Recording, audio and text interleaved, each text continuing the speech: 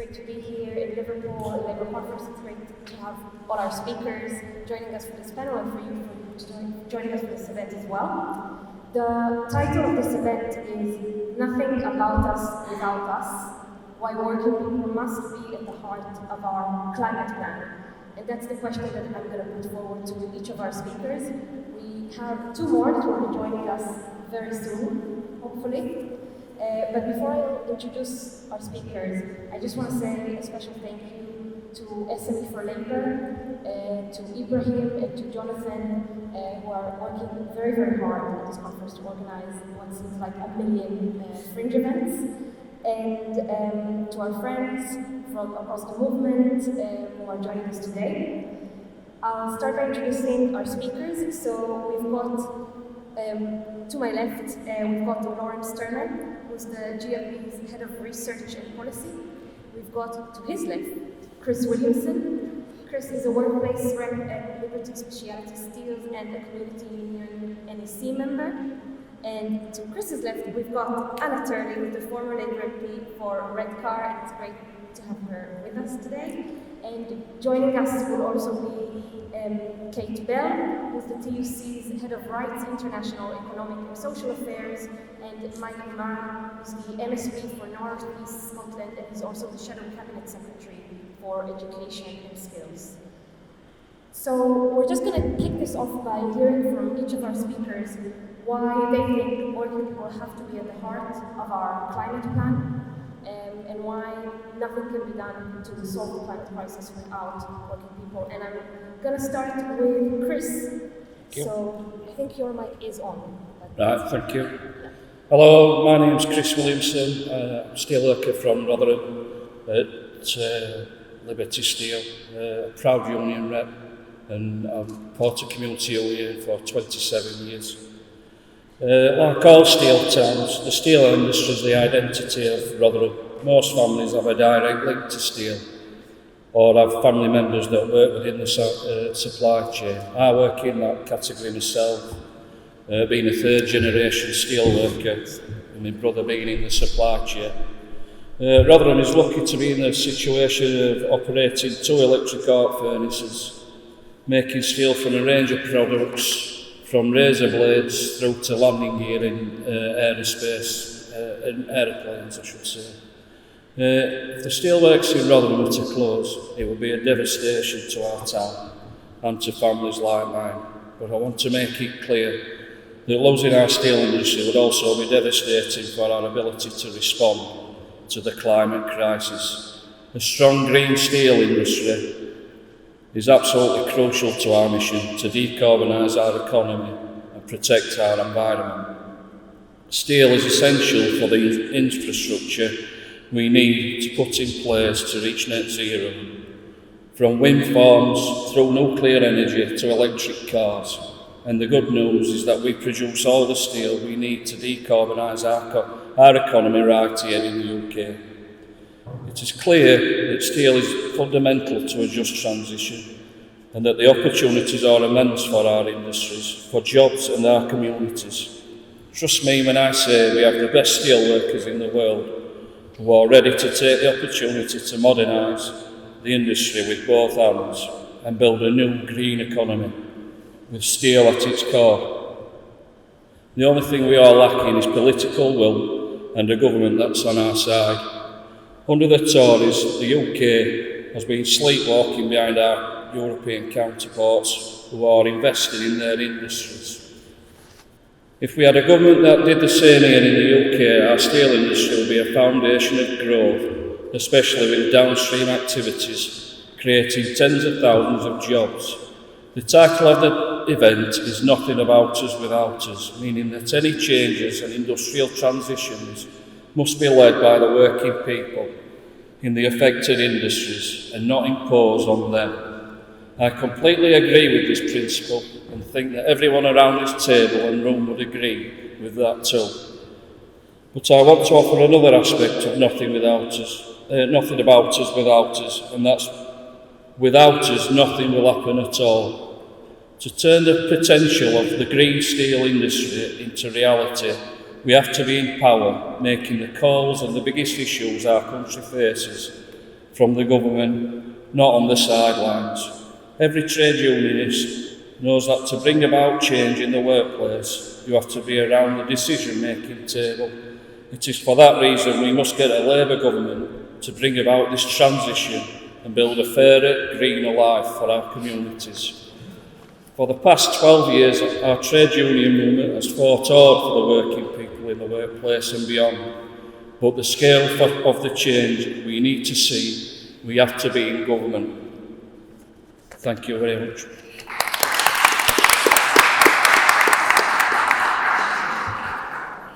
Thank you very much for this, Chris, and for the reminder that for all the industrial changes we want to see, we have to be actually in power. And welcome to Michael and Kate, who joined us from the room. Hi. We're going to move now to BAnna Turley to hear from you. So over to you. Thank you so much, Maya. I want to place on record as well my huge thanks to Community Union. Back in 2015, when the steelworks in Redcar shut, which I'll talk a bit more about in my speech, Community was an incredible powerhouse of campaigning, fighting, determination.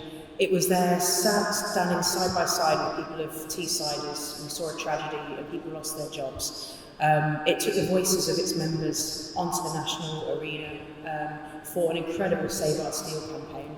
Unfortunately, it fell on deaf ears with the government, but for me to see what a trade union should be doing, to absolutely embody that sense of fight and determination for its members, it was absolutely incredible. So I'm so proud to have been a member of this trade union for many years now, and they do terrific work, and I'll never forget what I saw in that Save Our Steel campaign in Redcar. So I hope you don't mind indulging me, but I'm going to talk a little bit specifically about Redcar. Not just about what happened in 2015, but about what's happening on the site now, the site that was the beating heart of the area, because it's got huge implications and it exactly embodies the title of this being about why working people must be at the heart of our climate plan. What's happening to the generation of that site now is not engaging local people, is not bringing the workforce with it. And I'll say a bit more about that, but it's the absolute embodiment of what happens when things go wrong. So to start with a bit of history, Redcar and Teesside, 200 years ago, iron ore was discovered in the hills in Eston that separate Teesside from the North Yorkshire moors. And from there grew what's known as the infant Hercules, a great global steel industry that built the world, from Sydney Harbour Bridge to Canary Wharf, and at its peak employed more than 40,000 people. 7 years ago now, a huge industrial, social and economic trauma hit Redcar. The Tory government failed to step in and preserve this vital national industrial and economic asset. The steelworks closed and 2,300 people were put out of work overnight. Now, our immediate response, we set up a local task force of which community trade union members were on, and it was very much to put people and the local community at the heart of the recovery. We got £50 million from the government, which we used to went on employment subsidies to get people back into work. We set up a free training programme that enabled the workers to transfer into other careers immediately, and we provided start-up loans, which helped a lot of people start fantastic new businesses. And we've even created a couple of £1 million businesses from former steelworkers who set up their own works. There's some real success stories there. But the history since the election of a Conservative mayor for the Tees Valley has been very different, and it's a perfect example of what happens if you don't involve people and communities, and crucially, you don't allow public scrutiny. A site that's 4,500 acres of prime industrial land at the heart of the River Tees, surrounded by the best workforce in the country, was supposed to have been the symbol of a new green industrial revolution and kickstart a modern industrial green renaissance on Teesside. The ambition was to create 20,000 jobs, and God knows we need those jobs because we have a youth unemployment rate there that is more than double the national average. But where we originally saw warm words from Ben Hatch and the Tees Valley Mayor, now it seems the regeneration of this site is only going to benefit a tiny handful of his mates and donors, with no little ripple-out effect or trickle-down, new fancy phrase, to those people whose homes overlook the site in areas like Grangetown and Dormanstown, and whose fathers, forefathers, uncles, brothers, all themselves built the works over the last century. So last year, with no public scrutiny or any coverage at all, 100 shares were created in a company called Teesworks that was set up to regenerate the steel site. Originally, it was a joint venture, but by the way, there was no public procurement. There was no oversight, there were no invitations to tender for this process. And a company called DCS Industrial, which is run by developers who have donated to the Tory party, and in particular to Ben Houcham, have received free of charge 90% of the shares. So we're talking about a site that has incredible potential, that the public paid for to compulsory purchase from the Thai banks who ran the steelworks, that has been cleaned up with public money, that it is now 90% owned by a bunch of property developers who have paid nothing, who've had no transparency, no scrutiny, and no public procurement process. So the questions that need to be asked, and at the moment only Private Eye is picking this up, is who is profiting from the millions of pounds of scrap that's currently being shipped out as our fabulous blast furnace and all the works are being dismantled? Why was this joint venture formed with no public procurement process or scrutiny? And why have Tory donors been gifted 90% ownership of our incredible industrial site on Teesside with such significance to local people, with no paying not a penny and with no due process? And it's got wider implications, not just for Teesside, but for any area that's talking about free ports or these new enterprise zones. Because what these are about is essentially transferring huge amounts of land and power out of public ownership into newly created development corporations, which have no transparency and are on a similar vein, and Teesside is the model for this. So why have the public had no say about what happens on this site? What kind of industries, what kind of green technologies will come there, and what kinds of jobs? Why hasn't there been proper scrutiny of dredging work, which is killing off, causing an environmental catastrophe and killing off our fish and crustaceans?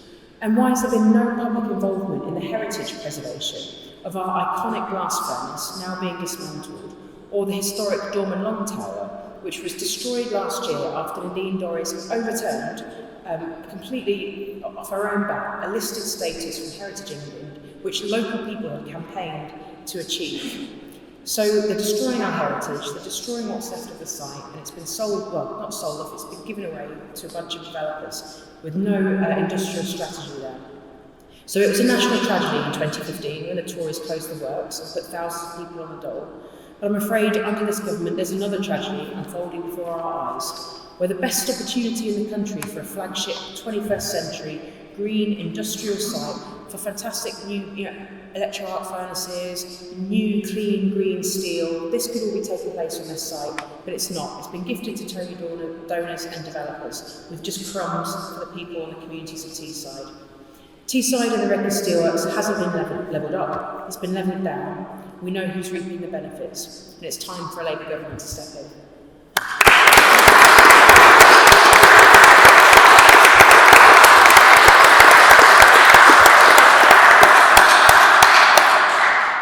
Thanks for this, Anna. I think it's so important to hear what happens when not only the industrial transition done wrong, but also who is doing it wrong and why. And it was a very interesting addition to what we heard from Chris about his experience working in an industry that is on the front line of the industrial transition we're now facing. I'm going to now move to Laurence, and I feel like this is a bit of a continuation of the conversations we had in compositing meetings last year, which was really fun. About a Green New Deal motion with a lot of activists from across the movement, from other groups and CLPs, and it would be really interesting to hear from you about this issue of talking about this without us. So over to you. Thanks, Maya, and thank you for raising memories of that compositing meeting last year. I don't think it was quite the record 14 hours, but it felt like it at some points. And thank you to SME for Labour and to community colleagues for arranging today's event. I think this is such an important debate. And as far as GMB is concerned, the threat of global warming is the greatest challenge facing the planet. Our members care deeply about the environment. They want their children to be able to breathe clean air, and they want a sustainable future for their industries and their jobs. And the message that we want to send out is that there does not need to be a conflict between environmental and social objectives. Actually, neither the Tory party nor the Green Party are going to be able to reconcile the two. There is a real opportunity for Labour to set out a distinctive agenda that will resonate in working class communities, and I think we've seen progress towards that at this conference. We know what a just transition should look like. It's set out in the International Labour Organization definitions, it's set out in the definitions adopted by the UN, and those are clear that you need social dialogue. But actually, social dialogue is something that we have done very poorly in this country. And there is a risk, it is happening now, and as Anna was setting out, of an unjust transition. And we see that in many of our industries. Look at some of the fabrication yards that could have benefited from the billions that are spent each year on building renewable wind farms and solar farms. But for our historic employers like Burnt Island Fabrications in Scotland, those orders have gone overseas, they are continuing to go overseas, they are manufactured by sweated labour. In the case of some of the essential components in solar panels, the labour is done under forced conditions in Xinjiang province. There is a disconnect at the moment between the money that is put in to the environmental transition and the principles of good, organised labour jobs in this country and abroad. And many of our members talk about, when we talk about green issues, actually the message that comes back isn't one of hope but anxiety. You know, people are worried about what's going to happen to their jobs, and the message that, well, you're going to lose your job, but don't worry because there might be another job in a different industry ahead of you, doesn't reassure people. Actually, it's alienating. Since the mid-1990s, 2 million manufacturing jobs have been lost in the UK. And on the other side of the ledger, you know, we hear an awful lot about the jobs that might be there in those industries like renewables. Offshore wind, onshore wind employ a combined total of about 15,000 people across the UK. That's including in the supply chain. The promises that were made have not been delivered, and there is a risk here to the wider social acceptance of the environmental agenda. In our industries, workers are developing their own plans for decarbonisation now, from aviation to the gas industry, chemicals, and the steel sector, which Chris talked about. But sometimes those plans aren't listened to. You know, we are doing this now, our members are doing this now. But you listen to the national debate and it's almost like this work is not happening and we need to be better at bringing the two together in our own house within the Labour movement. I think I'm right in saying that in 2017, half of all the total reduction in UK carbon emissions was associated with the closure of Redcar steelworks. When we look at the progress that's been made across the UK in reducing emissions, actually a lot of that is associated with deindustrialisation. And we understand now the consequences, the social consequences, the political consequences of deindustrialisation, the way that it gives rise to extremist political forces, and the consequences in our communities to the extent that the NHS in Wales has said that mass layoffs need to be seen as a public health emergency. And every time that there's an industrial transition in this country, some workers get left behind, even in the cases where it's been done the best. And it's particularly older workers, it's particularly women workers, it's particularly disabled workers, workers who cannot move out of their own area, who feel the consequences the hardest. So when it comes to the conversation within the party and within the movement, and some of the issues that Maya alluded to that we debated here last week, look, we talk to groups like Labour for a Green New Deal, and I hope what follows is taken in the comradely spirit in which it is intended. But there have been times in the past when a programme is presented to say this is not a Green New Deal, this is the Green New Deal. It's a set of specific demands and you have to accept all of it or you're against it. And it's going to involve job losses in some industries, but don't worry because there'll be jobs elsewhere, but we're not going to tell you which industries we're talking about job losses in. And we're going to have a green jobs guarantee. And then when you look into the detail, that guarantee is based on putting UK content requirements into procurement, which you cannot do under the World Trade Organization treaties, you cannot do under the EU withdrawal agreements, and if you do, you risk having punitive tariffs imposed on UK exporting industries. So we need to talk, there needs to be a dialogue, and for all of us who want to see that sustainable net zero future by 2050, Our advice from GMB for all of us is accept that the path to decarbonisation will be different in each industry. Make the decarbonisation of existing industries the heart of our strategy, alongside building up renewables and the other areas that we hope will give rise to good unionised jobs in a way that has not happened so far. Talk to workers, and that future that we want will be ours. Thank you.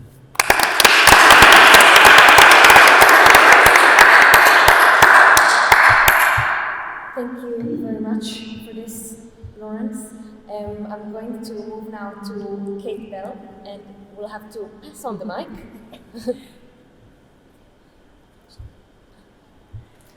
Thanks so much, Maya. I'm really sorry for being late. I'm Kate Bell. I'm head of the economics department at the TUC. And I think, as everybody on this panel has been saying, there are big opportunities from the transition to a cleaner future. But I think there are also big risks. Can you hold the mic a bit closer? Sorry, is that better? Is this better? Sorry about that. So I was just saying, big opportunities from the transition to a cleaner future, but also big risks. And some of those risks are if we don't invest fast enough. So some research the TUC put out last year suggested that around 600,000 jobs could be sent overseas because other countries are giving companies incentives to invest in decarbonisation. So those are industries like steel, cement, chemicals, and we know these industries need to decarbonise, and we know there's huge possibility to do that. But unless we invest in that, companies are going to start looking at the UK and say, why would I invest here when I'll get a subsidy to produce this in a greener way overseas? So I think we have to have that big focus on decarbonisation. Decarbonising, I can't say that, our heavy carbon industries. I think the new investment fund that Labour announced yesterday is offering us real opportunities to do that. It's something the TUC has been pushing for so that we take equity stakes in our new industries, but I think it's really important that we do get that right. So some of what happened in Teesside that Anna was talking about, I think could have been avoided if we had that co-investment strategy, if we were showing that actually this needed to come with commitments to local jobs and commitments to local ownership too. But so far we have seen most of those investments being talked about in new renewables, and I think again we need to be looking at where's the co-investment strategy for our existing heavy carbon industries. I think we also need to have a real plan, not just at this kind of national level, but to think about what is actually going on in workplaces, and I think that's what everybody on the panel has been talking about so far. So we did some research saying that 9 in 10 workers have never had a chance to talk to their employer about what they're doing about climate. And of course, everybody here knows that it's workers that are going to have the best ideas of how they need to decarbonise their industry. They know what's going on the front line. They know what will actually work when you implement it in their plant. And they need to be involved in that conversation for all the important conversations that are going on at national level too. I think there's a big opportunity now that we could have taken and we will push it for, which is that government is just handing out a lot of subsidies to business to deal with energy costs right now. Those subsidies are of course necessary. You know, there are many firms which are going to struggle to get through the winter if they're high energy intensive users. But what are we doing about saying where are the strings attached with that money? What are you doing to not just get through the winter, but plan for the future and say, how can you be less dependent on volatile energy supply? What are you doing to reduce your energy usage? And of course, we should have been doing that by talking to the workers involved. So what we would have liked to see is when government said, yes, we're going to give energy support, that came with a requirement that you have to talk to your workers about an action plan for how you're going to deal with energy in the future and how you're going to give your workers the skills needed. I think, you know, the furlough scheme is an example of where we could do that, where we said government support for business actually has to be about protecting jobs. And I think we need to start talking about that when we talk about government support for business with energy policies too. That, of course, has to come alongside a wider set of policies, and I think we have heard some of those this week, but just a few more things we'd like to see, and then I'll finish. So I think we want to see regional just transition plans. A lot of this is going to happen at the national level, but you have to have those regional plans. And Everyone knows here probably what a mess our skills system is and how difficult, many people will be staying in their existing industries. Some people will want the opportunity to retrain into new industries. At the moment, working out where you go to get that training, who's going to pay for it, how it's going to work with your business, whether other employers are going to want to have it, is an absolute nightmare, basically, and we need a plan to address that. We also need plans to make companies actually be thinking more about the long term. At the moment, short-term returns dominate their decision-making, and again, that's one of the reasons they're not investing for the long term. So TUC has long been arguing for workers to have a place on company boards, and actually I think if you had people like Chris on the board of the company, you would be seeing them saying, look, we can see which way this is going, where is our investment plan and what does that mean for the workforce? And then lastly, I think we do need stronger trade union rights. Ultimately, it's going to be trade unions who drive this transition. They know what the workers need and they know we need that long-term plan. We have got Labour committed to those fair pay agreements, which means negotiating minimum terms and conditions across whole industries. And I think maybe we should be talking about how we could be using those fair pay agreements to think about coordinated plans for the transition to the low-carbon future that we know we need.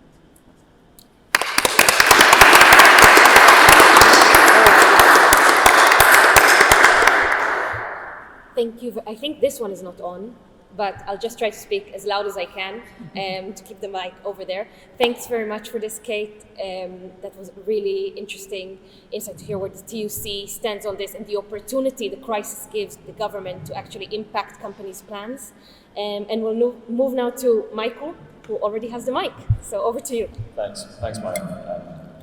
I'm Michael Mara, I'm a member of the Scottish Parliament for North East Scotland. I represent from Dundee up past Aberdeen to Peterhead. We have a massive area, about 490,000 people. So I'm a regional list MSP, if anybody knows that system that we have in Scotland. So it's a huge area. I think it's really important for me today to hear from colleagues essentially who've gone through this transition. I've been a long-term admirer, I have to say, of Anna's work around Redcar and communities working in the steel industry as well. Because my constituents are looking down the barrel of this transition and they're very fearful of it. And there's people in Aberdeen in particular who say they've lived with this cliff edge essentially for 40 years, expecting at some point the taps to be turned off. And we know that how important that is to them. So of the 490,000 people in my region, there's about 250,000 who are in work. 45,000 of those people work in oil and gas. There's no more important issue for Scotland and our economy than the future of oil and gas in the North Sea. It's everything. It's the tax take, it's funds to public services, it's our security supply, it's our balance of payments. It's an utterly critical issue for the whole of the UK, but for the people who take those wages, who are my constituents. So it's really massively important. But by 2030, it's estimated that 65% of those jobs, so just in 8 years' time, 65% of those jobs will have changed fundamentally, will not exist in their current form. And that's because of the push, obviously, to change the sector. And we know that we have to decarbonise and we have to do that fast. Everyone would be in agreement that has to happen. That has to be done in a way that takes cognizance of what there's, because there's no real plan for net zero that doesn't include oil and gas over the next decades to come. It will form part of our energy mix, but it'll also be the seed supply that's going into chemical products, going into other parts of manufacturing. So it's not just the North East. It knocks in Scotland, into Mossmoran, into Grangemouth, all our other major industrial areas. So it's what powers the Scottish economy and any sense of manufacturing that we actually retain. So it's critically important. And I know as a Dundonian the effect of deindustrialisation. So from Dundee, one of the most deindustrialised parts of the country, we have essentially the highest drug deaths in the developed world, 4.5 times the level of anywhere in England. And that is the effect of the poverty and the deindustrialisation, the lack of dignity and respect that work gives people. And that is what has happened in my city where I represent. So I think it's absolutely critical. I think colleague from GM made a really important point there about actually the credibility of the promises, because the people in the North East were promised by the SNP 28,000 green jobs. In Scotland we currently have about 1,700. So those were the 28,000 that were to exist now, and all that manufacturing is happening overseas. You know, these things are being shipped in, offshore turbines being shipped in to Scottish ports, assembled by mostly foreign workers, and then shipped out into the North Sea. And that's no way to plan a transition. It's no way to make sure that we capture the part of the supply chain. And just in the last couple of weeks, so we had a big auction in Scotland, which is auctioned off big parts of the seabed for new offshore wind installations. And there was £700 million came in from that, and that was earmarked for supply chain work to make sure that we could deliver jobs for the long run.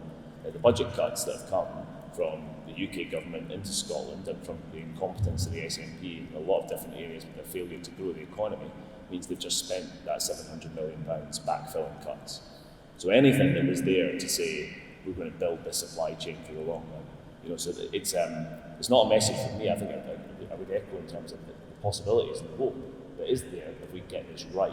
But at the moment, we're not on that road. By God, we do need a Labour government that can actually change those terms. And I think there were some things from Rachel Reeves yesterday talking about carbon capture in the north east of Scotland. You know, a really important announcement to encourage and make sure we get those jobs come on stream. So thanks for all the work that the community and GMB, TUC, all colleagues are doing in this area, because it couldn't be more important to my constituents.